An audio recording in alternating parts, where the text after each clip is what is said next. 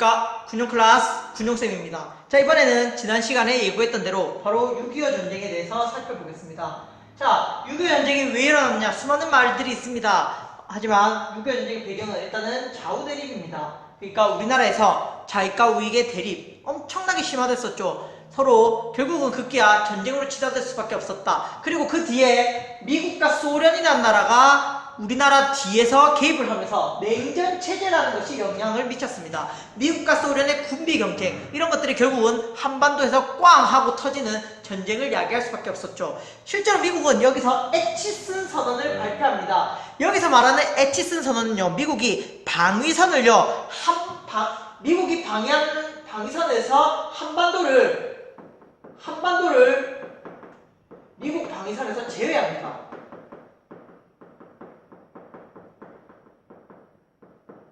이게 무슨 말이냐면, 만약에 이건 이런 의도를 담고 있죠. 만약에 한반도에서 전쟁이 일어나더라도 미국은 개입하지 않겠다라는 거였습니다.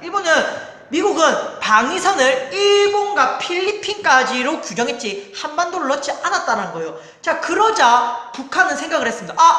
전쟁이 일어나면 미국은 참전하지 않겠구나.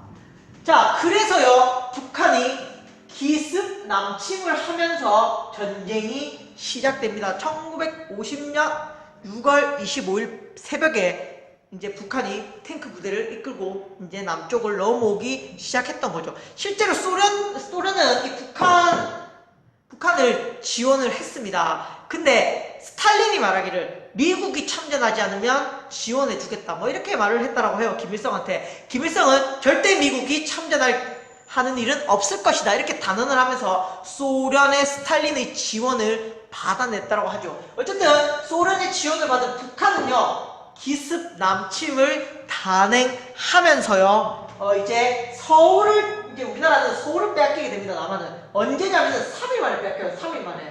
3일 만에 서울을 빼앗깁니다. 그리고요, 낙동강유역까지 후퇴하는데 이거는 한 달 걸렸어요. 30일 정도. 약 한 달 정도 만에 이제 낙동강 유역으로 후퇴하게 됩니다. 그래서 낙동강 방어선에서 이제 전쟁이 도착이 되게 되죠. 자, 그러자 이제 우리나라는 여기서 안 되겠다, 이런 생각을 합니다.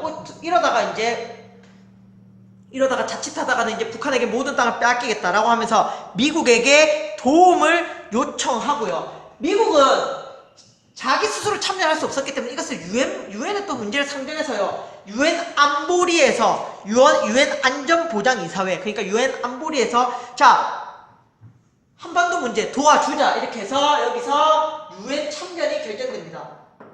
유엔이 참전하겠다, 이 전쟁에 참전하겠다라는 것을 결정합니다. 이때 소련이 참전하지 않았다고요. 소련의 대표가 유엔 안보리에 참여하지 않았다고요. 그래서 만장일치로 그 승인을 받아냈다고 합니다. 유엔군의 참전을. 자, 그리고 유엔군이 참전하자마자 바로 전세 회복을 위해서요, 국군과 유엔군이 인천 상륙작전을 감행합니다. 이때 인천 상륙작전을 감행했던 대표자가 우리가 잘 알고 있죠. 메가더 장군으로 알고 있습니다. 사실 이 인천 상륙작전이라는 것은 우리나라에서 처음 시도된 게 아닙니다. 이 상륙작전이라는 것은 미국이 제일 잘하는 작전이었습니다. 2차 세계대전 때요, 제2차 세계대전 때 미국은요, 미국과 연합국들은 노르망디 상륙작전을 통해서요, 프랑스로 상륙을 해서 독일군을 고립하게 돼서 전쟁에서 승리를 이끌었죠. 그 노르망디 상륙작전을 다시 한번 감행한 것이 인천 상륙작전이고, 이 인천 상륙작전을 통해서 이제 유엔군과 국군은요, 이 북한과 소련군의 테러를 차단하고 그리고 보급로를 차단하는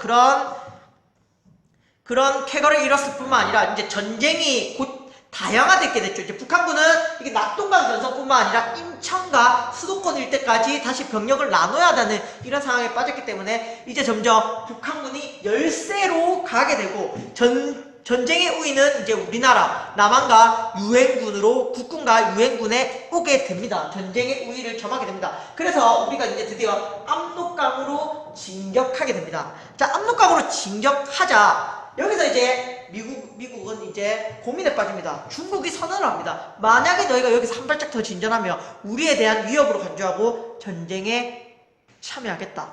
중국이 이렇게 엄포를 놓아요. 더 이상 진격하지 마라. 여기서 더 이상 진격하는 것은 우리에 대한 위협으로 간주하겠다라고 하면서 중공군이 엄포를 놨고요. 사실 이때 메가더 장군은 전쟁을 확대시키기 원했습니다. 중국까지 공격을 해버리자 이런 입장이었다고 해요.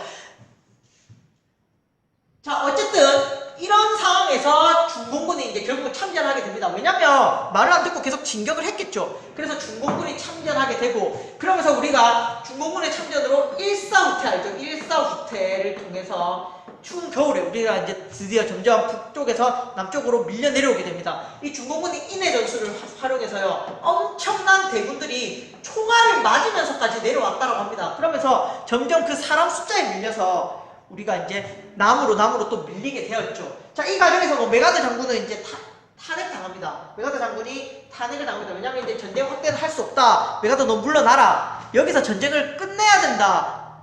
이러면서 메가더가 이제 여기서 뭐 탄핵당했다고 중공군이 참전되는 과정에서 이제 전쟁이 계속 고착이 됩니다. 올라갔다 내려왔다, 올라갔다 내려왔다, 위아래 이렇게 계속 전쟁이 고착이 됩니다. 특히 뭐 영화 같은 데서도 많이 만들어졌죠. 영화 고지전 같은 데서 보면 어떤 땅을 차지하기 위해서 북한군과 남한군이 그 땅을 놓고 계속 희생을 벌입니다. 어쨌든 휴전이 되기 전까지 어쨌든 조금이라도 영토를 넓히기 위해서 남한군은 올라가려고 하고 북한군은 내려오려고 하고 이렇게 국군과 북한군 사이에 계속되는 대립이 발생하고 전쟁이 고착되고 이런 과정에서 급기야 이제 결국 이제 전쟁이 지쳤죠. 1953년입니다. 1953년에 이제 휴전협정이 체결되면서 우리나라가 이제 휴전을 하게 됩니다. 이때 휴전할 때 이승만 대통령, 우리나라의 대표였던 이승만 대통령은 참여하지 않습니다. 그래서 사인이 없어요. 이때는 이제 미국, 그리고 유엔, 북한, 중공군 이렇게 대표들이 참여했고, 우리나라 대표였던 이승만은 끝까지 전쟁을 주장하면서 뭐 방공포로를 석방하기도 하고 막 이렇게 미국에게 계속 전쟁을 해야 된다 주장을 했지만 결국 받아들여지지 않고 이제 전쟁이 끝나게 됩니다. 휴전 1953년의 일입니다. 이러면서 3년간의 전쟁이 끝납니다. 사실 이 휴전협정은 1951년부터 논의가 됐습니다. 그런데 서로 간의 의견을 좁히지 못하고 2년 동안 무고한 생명들이 희생을 되었다는 것은 참 안타까운 일입니다. 자, 어쨌든 이 전쟁의 결과 살펴보겠습니다. 이 전쟁의 결과. 결국은 인명피해, 재산피해를 빼놓고 이야기할 수 없습니다. 수많은 사람들이 죽었고요. 수많은 공장, 수많은 가옥, 수많은 집, 수많은 농지 이런 것들이 황폐화되었습니다. 왜냐하면 땅을 버리고 도망을 갔기 때문에요. 그리고 수많은 사람들이 학살됐습니다. 이건 북한군에 의해서 죽은 경우도 있지만요. 남한에서도요. 위협이 된다고 하면서 일반 무고한 생명들을 죽이기도 했습니다. 어쨌든 이렇게 조금이라도 공산주의와 관련있다, 북한과 관련있다라고 하면 죽이기도 하고 포로들을 죽이기도 하고 이러면서 무고한 학살, 양민 학살 이런 것들이 전쟁 과정에서 많이 일어났다고 합니다. 이건 남한뿐만 아니라 북한도 마찬가지였겠죠. 그래서 인명재산 피해가 있었고요. 자, 이 과정에서요, 민족 간의 적대감은 엄청나게 심화됩니다. 그러면서 우리나라에서는 반공을 부르짖게 되죠. 반공. 공산주의는 절대 안 돼. 그러면서요, 남한에서는 독재체제가 강화되고요. 북한은 전쟁에 패배한 것은 김일성에 반대하는 그 세력들 때문에, 반동분자들 때문이다. 이런 식으로 주장을 해서요. 김일성에 반대하는 반대파들이 모두 제거되면서 김일성 독재체제, 남한에서는 반공을 강화하면서 이승만 독재체제가 강화하게 됩니다. 이러면서 우리 6.25 전쟁은 수많은 생명을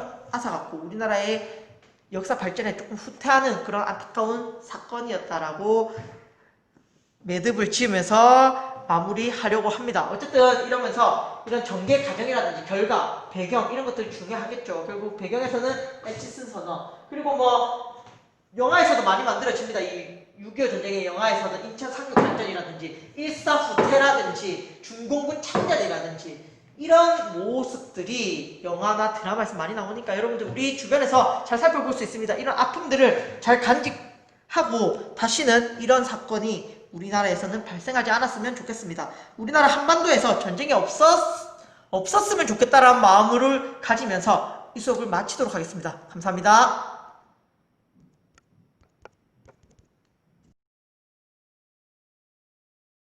자, 다 같이 큰 소리로 따라 읽어봅시다.